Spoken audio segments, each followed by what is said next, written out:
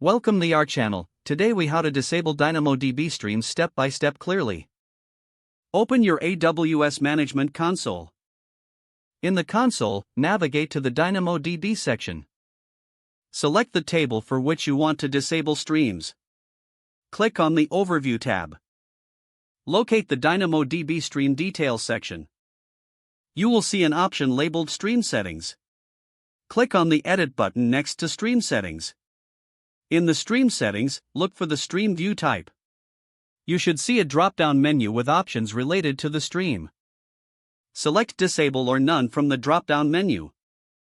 Review the changes to ensure they are correct. Scroll down and click the Save button to apply your changes.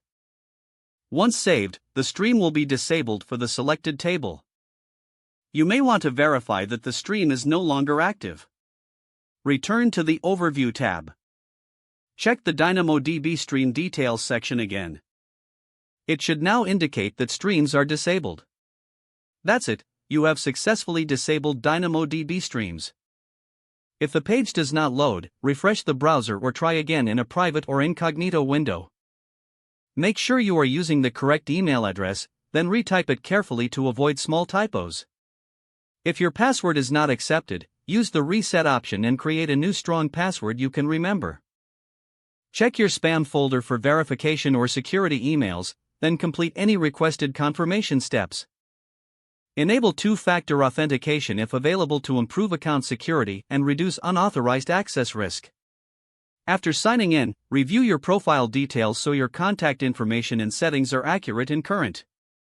If you see an error message, note it down and try again after restarting your device and internet connection.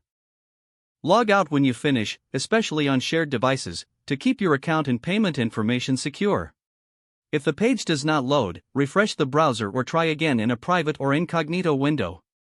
Make sure you are using the correct email address, then retype it carefully to avoid small typos. If your password is not accepted, use the reset option and create a new strong password you can remember. Check your spam folder for verification or security emails, then complete any requested confirmation steps. Don't forget to like this video and subscribe to our channel for more step-by-step tech guides.